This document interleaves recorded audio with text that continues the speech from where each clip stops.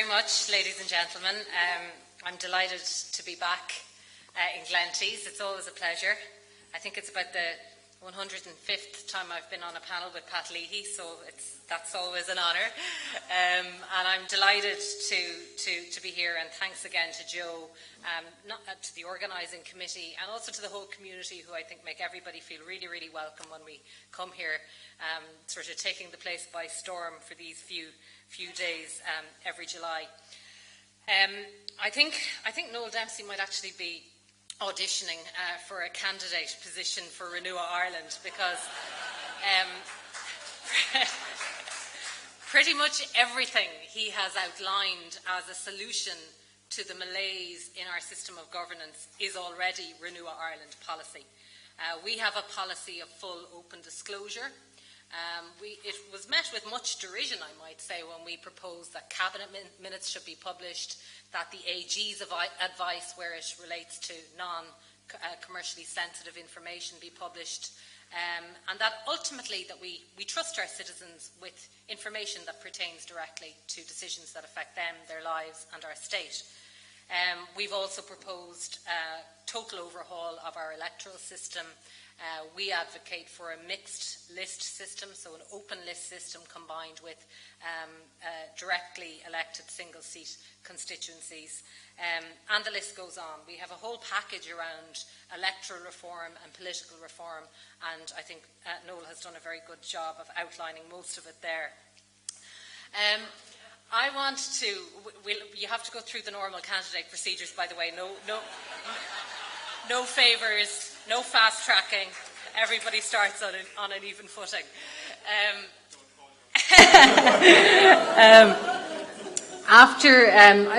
I suppose what I wanted to focus a little bit on today is events of recent weeks. I think it's been, in some ways, very depressing and predictable, in other ways illuminating, following the proceedings at the banking inquiry. And I think, interestingly, after a 4-hour hearing with one Mr. Bertie Ahern last week, it was actually not until the radio interview yesterday with Miriam O'Callaghan, which I'm sure some of you heard, it wasn't until then that the Irish people really got to the kernel of how Irish politics created our financial crisis. When asked about the failure of financial regulation, Bertie Ahern told Miriam and her listeners that, and I quote, "We brought in the legislation, but we do not control what happens." In fact, according to the Bertie school of thought, it was not the Taoiseach's responsibility to safeguard against a banking collapse or to monitor how the banks are being regulated at all. It was the financial regulator's job. And it wasn't even Bertie's job to keep an eye on what he was doing. This, according to Bertie Ahern yesterday, was the responsibility of an Oireachtas committee. I think this is curious. It's certainly a new form of revisionism. It's the type, however, that communicates perfectly just how inadequate our political system is, and in equal measure expresses the true level of responsibility Taoiseach and ministers feel they are accountable for. There were 3 Oireachtas committee hearings that the financial regulator attended between 2003 and 2008, at a time when credit growth in Ireland exploded from €16 billion in mortgages to €106 billion, and commercial property loans went from €45 billion to €125 billion. These were hearings of the Public Accounts Committee, which was charged only with examining how the regulator was spending its money, rather than how it was supervising our banks. That wasn't its function. 2 other Oireachtas committees, the Joint Committee on Finance and Public Service and the Committee on Economic Regulatory Affairs, had hearings where the financial regulator attended during our period of credit boom. During this period, these Oireachtas committees met with the prudential regulator once in 2005 and once again in April 2008.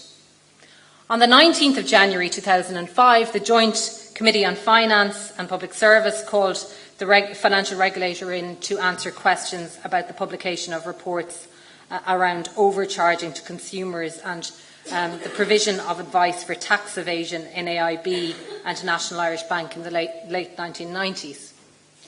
At that committee hearing, Patrick Neary spoke about how, and I quote, "One of the essential measures should be to what extent the banks have shown their support of ethical standards and have contributed to a proper culture in the organisation." He went on to say that we would like to see that culture being established in organisations rather than emphasis on the bottom line. Somewhat prophetic. That was the only time an Oireachtas committee met with the Prudential Regulator in 2005. Neither of these Oireachtas committees met with the regulator in 2003, 2004, 2006 or 2007. And it wasn't until April 2008 that the Committee on Economic Regulatory Affairs invited Patrick Neary in again, 4 months before the bank guarantee was announced. And at this hearing, the Fianna Fáil TD Sean Arda asked the financial regulator Patrick Neary about his website and what the regulator had done to inform the market about what he asserted to be misinformation that led to short selling of Irish banks on St Patrick's Day. The first question which Leo Varadkar asked, who was also a member of the committee, was what Mr Neary's views were in relation to his authority also regulating VHI health insurance. Very few, indeed no questions, related to the health of the Irish bank balance sheets back in April 2008, or indeed whether the regulator was keeping any sort of a close eye on their health. Mr Neary did note, when asked about property exposure within the banks, that, and I quote, "It should not just be left for the loan to be taken out on the value of the site or unfinished business. Inevitably, one or two examples may end up like that, but in the vast majority of cases, lending should be based on the underlying business, cash flow and take-out of a loan." Of course, we know now that this is precisely how banks were lending their money.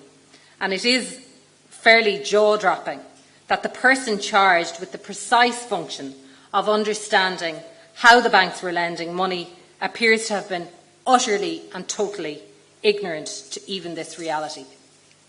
At that hearing in April 2008, Mr Neary informed the Oireachtas Committee, the same committee which Bertie Ahern says was the entity responsible for overseeing what Mr Neary was at, that, and again I quote, "There is no evidence that lending for speculative property development starved other sectors of resources," and that he had no sense of what was happening.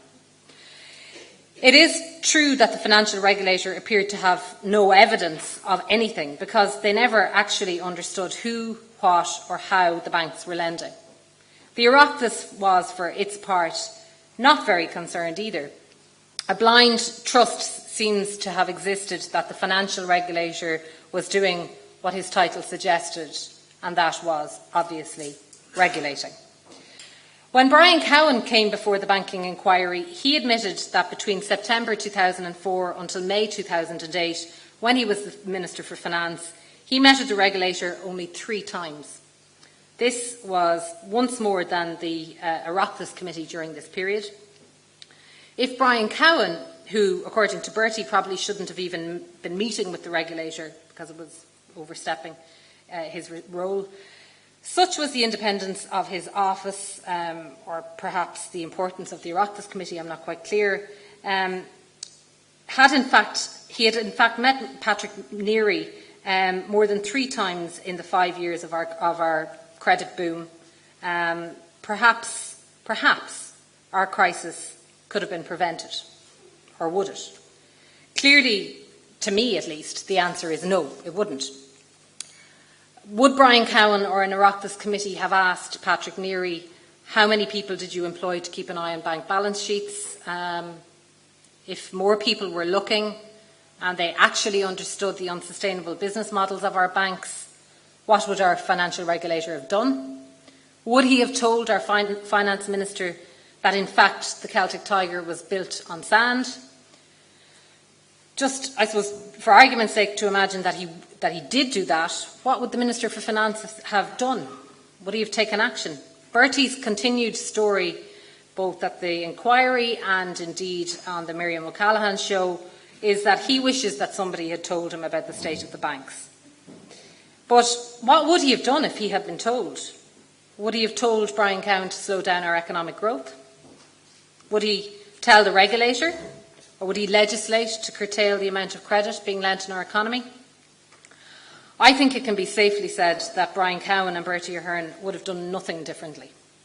No matter how much information Bertie and Brian Cowen had about the concentration of lending to individual borrowers or the amount of credit which was being lent to the economy at such a rapid rate, or in many cases the reckless way in which banks were lending, I think it's impossible to believe that anything would have been different. Even now, after all of the pain and suffering that we've gone through, there has been almost unanimous political groupthink in opposition to the central bank's recent measures to curb mortgage lending. This is in large part due to what politicians are hearing on the doorstep and in their clinics about the difficulties young families are facing in getting a mortgage. It is difficult. Those difficulties are real. It's a concern for them. It's a more pressing concern for them than, for example, the long-term fiscal and financial stability of our system. The opposition we hear to the central bank's attempts now to curb mortgage lending are the exact same voices that would have been listened to, whether it was in Fagan's pub or whether it was in a clinic in Offaly. And these are the voices which ultimately led to decisions on spending splurges and property tax relief binges.